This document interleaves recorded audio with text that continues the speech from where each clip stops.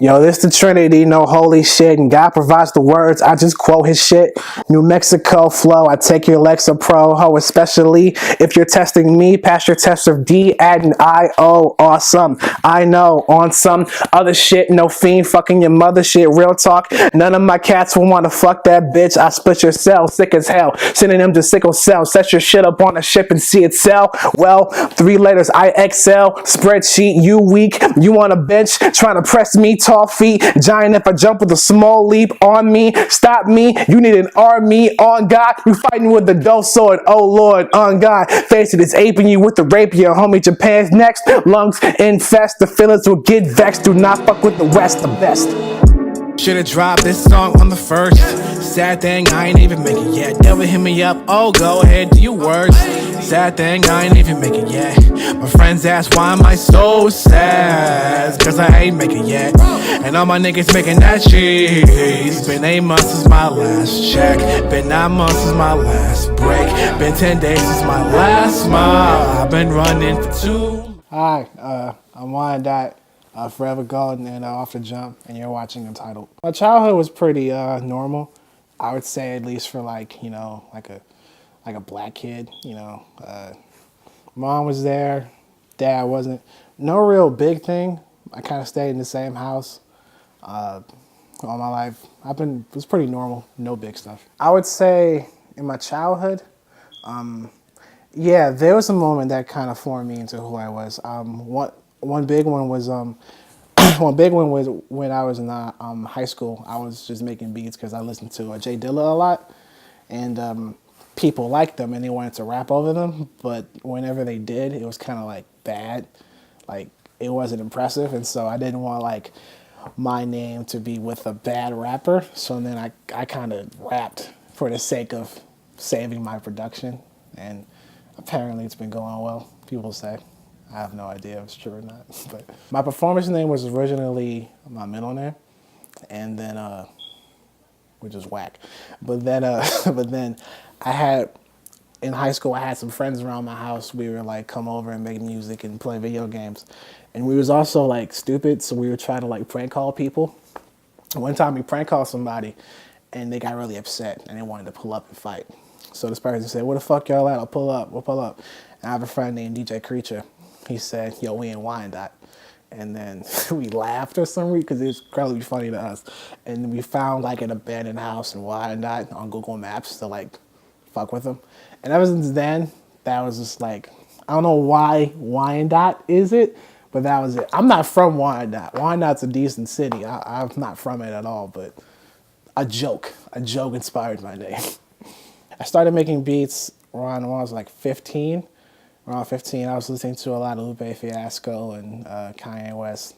And like I said, Dilla is like my biggest, Dilla was my biggest influence in like high school. I just loved boom bap, Dilla and Knife Wonder. And then like later it became other producers. So Dilla was the main reason why I started music. I saw videos of him in his studio working with his MPC and how he made it human-like, how he didn't quantize stuff, how he just kind of, he played drums like a drummer would, and I got intrigued by that. I couldn't afford an MPC, and I still can't, but FL Studio got some stuff, so yeah, it's probably him. Production-wise, I'd say currently I'm more influenced on like Torontoan music. Like my favorite producer currently is Wonder Girl. She makes stuff for Travis Scott and Jay-Z. She's like my favorite. It's something about like the bass drums and 808s and the drum patterns that like just has me influenced on that. Lyrically, I wouldn't really say, I wouldn't really know. I listen to a lot of J. Cole, and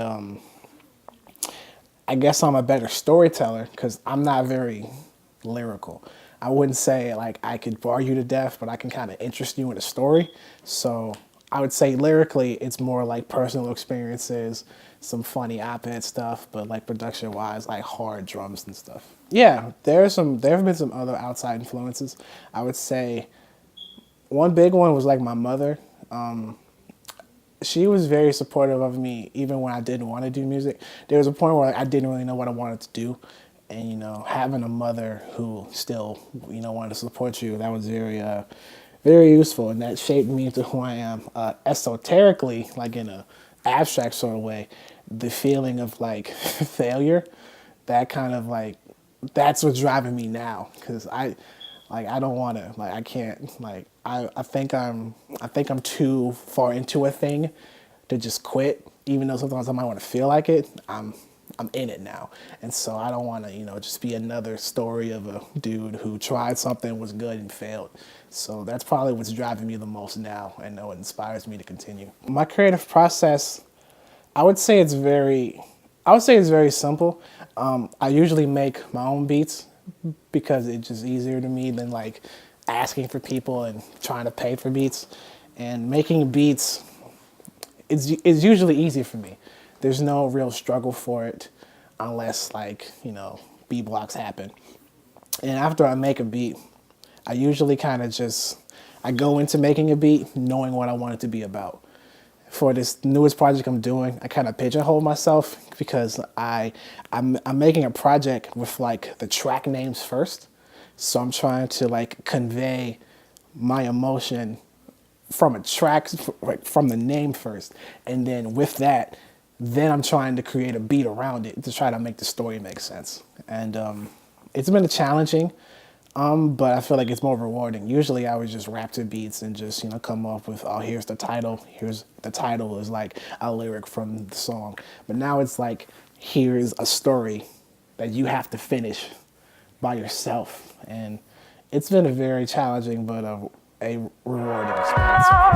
When we first met, I hated your guts, I must admit. I hated your smile and the way you walked, and I really, really, really hated hearing you talk. All you said was blah, blah to me. It took a long time to see that maybe me, in my head, you were wanted in my arms. But luck turns out, you hated me more. You hate my laugh and the way I snore. And you don't like rap, you read Twilight. We took one look and said ew, but things worked out. I got a girl, you got a dude, the both our world. And even though we don't text, I can say thank you and God bless you for playing on my heartstrings. I would say I know a song is complete when I'm tired of it.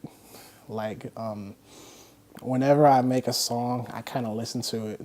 Of course, you listen to it for references, so you can fix stuff in the mix or the master. But once I'm like tired of hearing it, I feel like it's done. And then I ask other people.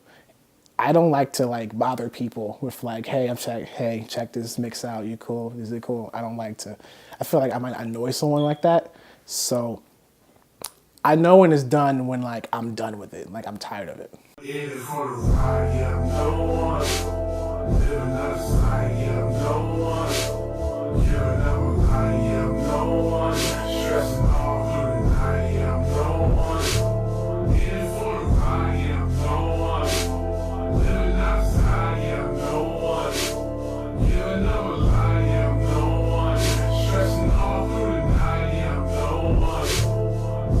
Forever Golden is a collective or group, depending on how you want to like analyze it, of friends that I've had for about 4 or 5 years. You met one earlier, Curtis Roach is in it. His cousin Jay Squared, my friend B Free, and my childhood friend Santana Da Vinci. We came together through like a tragedy of like a mutual friend passing, and then ever since then, we wanted to like keep his dream alive of forever golden, of forever making music. And we had like a lot of members in it, but after a while we had to dwindle it down to the 5 that we have now. So Forever Golden is just a nice group of people that help make songs. Recently I got into cooking. I like doing that, especially for like my girlfriend, to like, just be more of a boyfriend, you know what I mean? Something else I would want to like look into is filmmaking or cinematography. I've been told like I have like a filmic mind. So Forever Golden has a movie, and it came out earlier this year. It was Halloween themed. It's weird, but it's cool. But like Jay Squared wrote it, and he was looking for me for like tips on how to like for direction and, you know, shot composition. And he really liked my eye. Him and his friend Jason, they did all the work, but they still came to me a little bit for some ideas and stuff, at least in the writing phase. And that felt really good. I want my videos to be, you know, a little bit more than just people rapping in front of a camera and doing stuff like that. So I feel like that's something I'll probably get into, filmmaking at a point. This year I hope to like release my project. There's no title for it. I've only released one other project in my life, and that was like in 2014, and it doesn't exist anymore. Gladly, happily, it doesn't exist anymore. And so I've learned much more since then. So one would probably be that, and two, financial security is always a good goal to have, you know. So that's probably my big two so far. I would say for me, success would be the relief of exhaustion that I currently have, or that anyone else could possibly have. When you, like for me example, when $10 is not simultaneously a lot and a little, when I don't have to worry about how I'm gonna feed my girlfriend when I'm not this or that. So when exhaustion's not the main thing in my life, then I feel like I'm successful. My father said this to me before he passed. He was really into boxing, and I recently found out that I'm into it now too, probably due to that. And I didn't really see him often, but it was one time I went to his home. He was watching old Sugar Ray tapes, and he kept saying hit him harder, and he kept on like saying hit him harder and that. After the fight, he looked at me and said, "Nick, whatever you do, you gotta hit him harder." And I was like 8, so I didn't know what the hell that meant really. I was like, okay, cool. But so I guess hit him harder. You have to hit him harder. You can't, you know, half-ass it. You have to hit him harder. So that's probably what I would say to people. Please follow Soul Forever Golden on all social media outlets and Off the Jump too. You can follow me if you want. I'm Whyandotte, Whyanddotte, anywhere. Or don't. You're an adult. You can do your thing.